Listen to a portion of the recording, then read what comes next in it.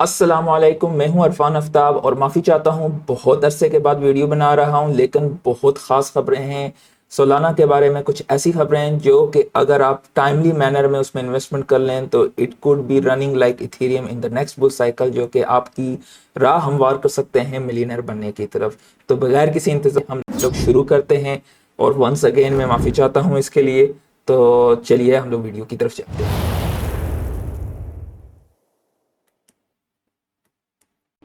तो सबसे पहले हम लोग देख लेते हैं कि मार्केट में क्रिप्टो बबल्स में आपको क्या दिखाई दे रहा है। तो हेक्स और टोन ने आज के दिन तकरीबन 10% मार्केट में अपनी वैल्यू को गेन किया है बिटकॉइन की निस्बत। बाकी भी जितने ओल्ड कॉइन्स हैं इन्होंने अच्छी खासी बिटकॉइन की निस्बत स्ट्रेंथ गेन की है। पिछले 2-3 दिनों में काफ़ी ज़्यादा इनके हालात ख़राब थे, मार्केट में ब्लड बाथ हो रहा था। तो आप देख सकते हैं हर एक ने 2-2, 3-3% तकरीबन रेंडर हो गया। ये क्या बोलते हैं, ट्रस्ट वॉलेट का टोकन हो गया है विच नो बडी बाइज, ग्राफ हो गया, इंजेक्शन लिंक। तो इन सब ने भी काफ़ी मार्केट में ग्रोथ हासिल की है।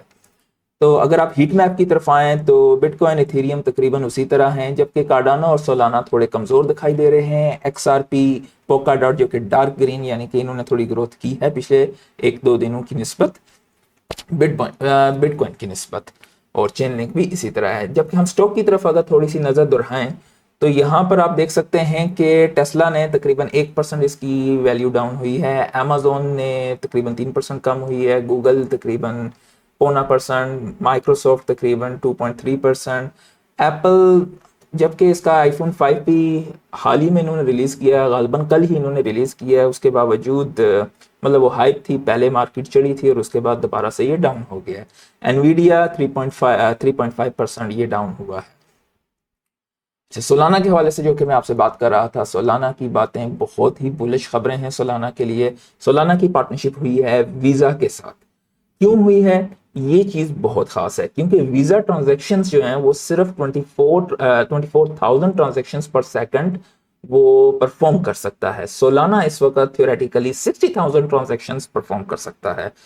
इस वक्त जितने भी ब्लॉकचेन नेटवर्क्स हैं उनमें सबसे ज़्यादा जो मतलब इस वक्त जिसके पास टेक्नोलॉजी है जो कि ऑलरेडी ट्रांजैक्शंस प्रोसेस कर रहा है वो सिर्फ सोलाना है। बाकियों के काफ़ी ज़्यादा आप देख सकते हैं उनके वाइट पेपर्स पे कि हाँ भाई हम इतनी ट्रांजैक्शंस को प्रोसेस करेंगे, वो फ्यूचर में होंगे या नहीं होंगे नोबडी नोज, पर Solana is doing currently at this moment.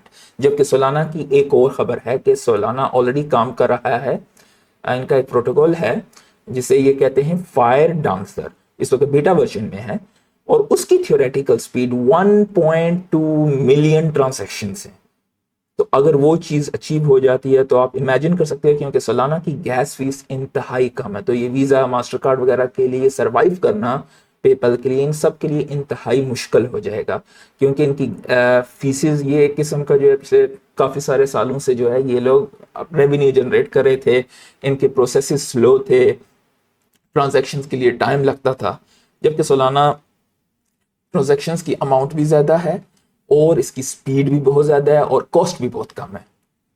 Definitely Solana के साथ अपने मसाइल थे, पिछले साल में कई दफ़ा इनका सिस्टम जैम भी हुआ था, लेकिन इस साल में हाल में अभी तक कोई ऐसी खबर नहीं आई है, which is very good for Solana. Solana की एक और भी पार्टनरशिप हुई है शॉपिफाई के साथ। शॉपिफाई भी एक प्लेटफॉर्म है अमेजोन की तरह, तो डेफिनेटली वहाँ पे भी इंस्टेंट ट्रांजैक्शन प्रोसेसिंग होंगी और सेटलमेंट्स जल्दी होंगी। तो वो भी सोलाना, अब गौर करें, बाकी तमाम प्लेटफॉर्म्स को छोड़ के वो लोग सोलाना की तरफ आए, तो definitely Solana has a potential for the next bull cycle. Ethereum की तरह प्रोबेबिलिटी है, प्रोबेबिलिटी, अपने सारे अंडे एक बकेट में ना डालिएगा। प्रोबेबिलिटी है कि इथेरियम की तरह एक अच्छा रिटर्न आपको दे सके। तो अगर आप एक इन्वेस्टर हैं तो सोलाना पे नज़र ज़रूर रखिए, और इस वक्त की जो मार्केट में खौफ और हेरा फेरी है उससे अपने आप को बचाइए और सोलाना को अपने पर्सनल वॉलेट में डाल के रखिए। Solana can be a game changer, ये एक वाइल्ड कार्ड हो सकता है आपका। अच्छा, अगर हम क्रिप्टो के ग्रीड और फेयर की तरफ गौर करें तो आज 45 पे है क्रिप्टो का ग्रीड और ग्रीड एंड फेयर। 45 तकरीबन न्यूट्रल के करीब ही है, ना ज़्यादा ऊपर है ना ज़्यादा कम है। जबकि 2-3 दिन पहले अच्छा खासा मार्केट में खौफ था, जब एक अच्छी खासी जब बिटकॉइन जो है 25,000 से नीचे थोड़ी देर के लिए गया था। खैर इसने वो सपोर्ट को ब्रेक नहीं किया था, उसके करीब गया था। हांगकांग के हवाले से ये खबर है कि ये देखा जाए तो अच्छी खबर है। हांगकांग की जो रेगुलेटरी अथॉरिटी है उन्होंने क्रिप्टो फर्म्स को ये कहा है कि भाई आप एक किस्म की वार्निंग दी है उन्हें कि आप अपने आप को बैंक की तरह ना बनाएं, क्योंकि आपके पास आप रेगुलेटेड नहीं है बैंक्स के लिए, आपके पास लाइसेंस नहीं है पेमेंट्स लेने और देने के लिए, तो आप एज अ एक्सचेंज रहें। बराए मेहरबानी अपने आप को बैंक्स की तरह ना पोर्ट्रेट करें, क्योंकि ये किस्म के रिटेल इन्वेस्टर फॉर एग्जांपल हम लोग पैसे डालते हैं और कल को वो लोग बैंकरप्ट हो जाते हैं, भाग जाते हैं, फ्रॉड कर जाते हैं, जो कुछ भी कर जाते हैं। तो ये चीज़ हम लोगों के लिए, हम लोगों के नॉर्मल रिटेल इन्वेस्टर होते हैं, हमारे लिए तो बहुत मुश्किल का सबब होता है। तो ये एक अच्छा इक़दाम है ओवरऑल क्रिप्टो इंडस्ट्री के लिए। रेगुलेशन आ रहे हैं, अगला साल आपके लिए रेगुलेशंस का साल होगा, जिसके बाद मार्केट में इन्फ्लक्स मतलब एक अच्छी अमाउंट ऑफ इन्वेस्टमेंट्स आएंगी जब रेगुलेशंस अच्छे तरीके से हो जाएंगे, खास करके स्पोर्ट बिटकॉइन का ETF जब अप्रूव होगा तो ये चीज़ एक अच्छी चीज़ है। लेकिन उसके बावजूद अगर आप कोई भी कॉइन लेते हैं तो बेटर है कि आप अपने हार्डवेयर वॉलेट में रखें। यू नेवर नो कि बुरा वक्त कब आएगा, तो आपके वॉलेट में है तो आपके पास होंगे, ठीक है। इथेरियम्स के एक मतलब इथेरियम का एक कंपेटिटर कह तो नहीं सकते आप कंपेटिटर, क्योंकि उसकी मार्केट इस वक्त बहुत छोटी है इथेरियम की निस्बत। इसे हम नेयर प्रोटोकॉल कहते हैं। इसने पिछले बुल साइकिल में भी बहुत अच्छा परफॉर्म किया था, इसमें भी ट्रांजैक्शन बहुत तेज़ी से होती हैं और इथेरियम जहाँ पे जाना चाहता है आने वाले दौर में इतनी ट्रांजैक्शंस ये करता है, लेकिन इसकी इतनी ट्रैक्शन उस वक्त नहीं हो सकी थी due to what ever reason. तो अब इसमें USDC नेटिवली आपको मिलेगा। USDC ने, जो कि एक स्टेबल कॉइन है, मार्केट का दूसरा बड़ा प्लेयर है स्टेबल कॉइन का USDT के बाद, तो वो ऑलरेडी आपको एवलांच, सोलाना और अच्छे बड़े प्रोजेक्ट्स में यहाँ पे आप देख सकते हैं आपको मिलता है। तो ये एक अच्छी चीज़ है नेयर के लिए, और नेयर प्रोटोकॉल पे भी नज़र रखिए। ये इस वक्त $1 सवा $1 का मिल जाता है, थोड़ा सा बैग भर लीजिए अगर आपके पास कुछ एक्स्ट्रा इन्वेस्टमेंट है। तो एक्स्ट्रा इन्वेस्टमेंट के लिए अगर आपके पास कुछ है फंड्स तो 100-200 या थोड़े ज़्यादा आप रख लें नेयर भी, क्योंकि पिछले बुल साइकिल में ये $28 के आसपास गालबन गया था। तो अगर उसका आधा भी जाता है तो $10 से $15 का भी चला जाए तो that's a big amount of substantial money, और ये भी स्टेक हो सकता है। अच्छा, ये एक थोड़ी सी बुरी खबर है भाइयों के 3 दिन पहले CoinEx हैक हुई थी, और अब हाल ही में आज एक कोई एक्सचेंज है, इसका कभी नाम पहले मैंने नहीं सुना, रेमिटेनो, ये तकरीबन 2.7 मिलियन वर्थ की डिजिटल करेंसीज इस पर से हैक हुई हैं। तो इतनी बड़ी अमाउंट नहीं है, लेकिन फिर भी it's not a good news. अब हम बात करते हैं इथेरियम की। इथेरियम की बहुत बहुत ज्यादा बुलिश खबरें हैं, क्योंकि इथेरियम का जब से मर्ज हुआ है, यानी कि प्रूफ ऑफ वर्क से प्रूफ ऑफ स्टेक की तरफ ये कन्वर्ट हुआ है, तब से पहली चीज इथेरियम पे कि इथेरियम की क्या बोलते हैं इलेक्ट्रिसिटी कंजम्पशन और जो कार्बन फुटप्रिंट है वो श्रिंक हो गए हैं 99.99%।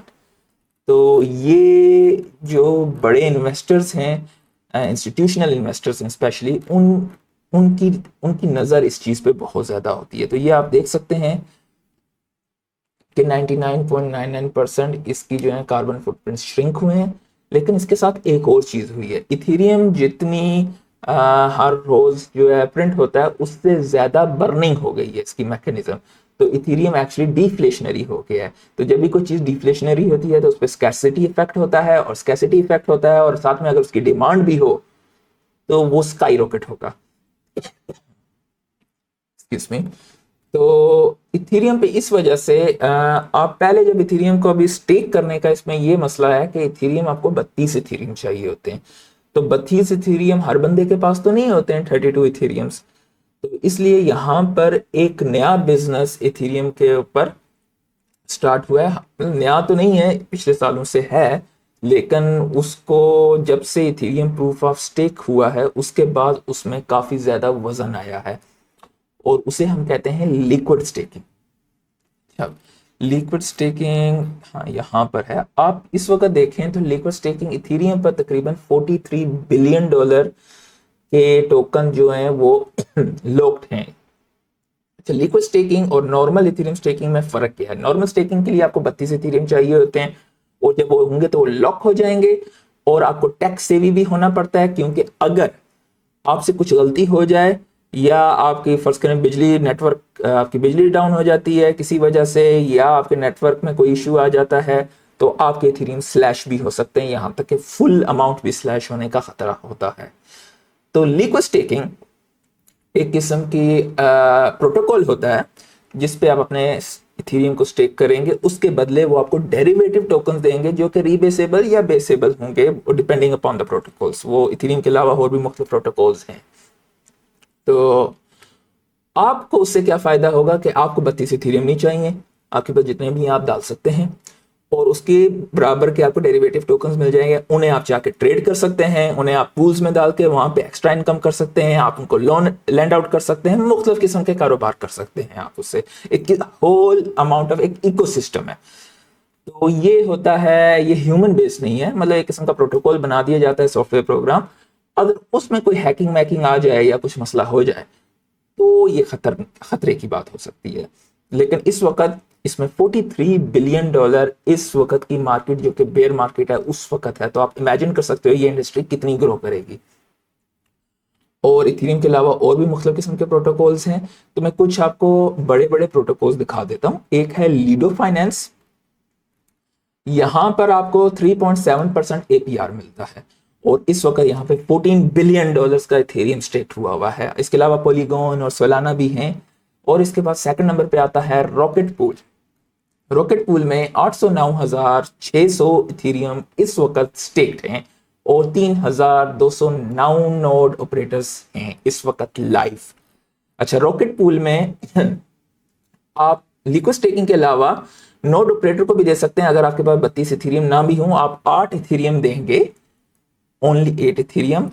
इसमें आपको एक, अगर आपके पास मतलब टोटल 32 नहीं है, 8 है, आप 8 देते हैं। तो नोड ऑपरेटर्स बेसिकली ये करते हैं, फर्स्ट करो आपके पास 32 इथेरियम है, आप खुद ये टैक्स सेव ही नहीं है, तो आप उनको दे सकते हैं वाया प्रोटोकॉल, और वो आपके लिए सर्विसेज प्रोवाइड करेंगे। डेफिनेटली वो कमीशन मंथली बेसिस पे या आपके जो रेवेन्यू जनरेट होगा उस पे देंगे।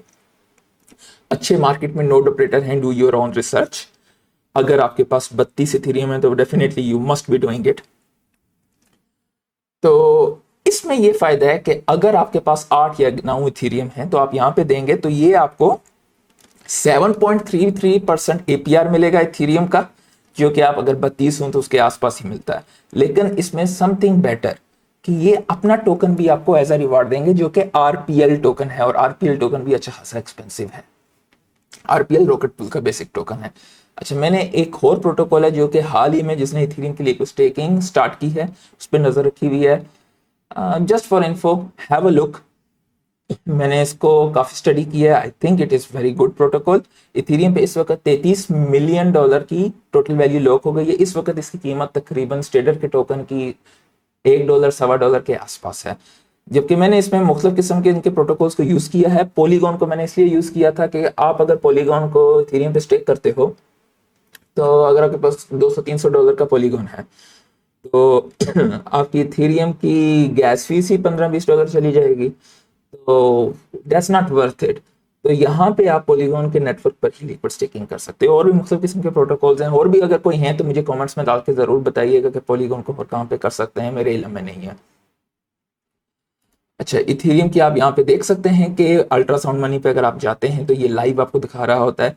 जब से मर्जिंग हुई है तो इथेरियम की सप्लाई किस तरह कम हुई है और बर्निंग मैकेनिज्म स्टार्ट हो गया है।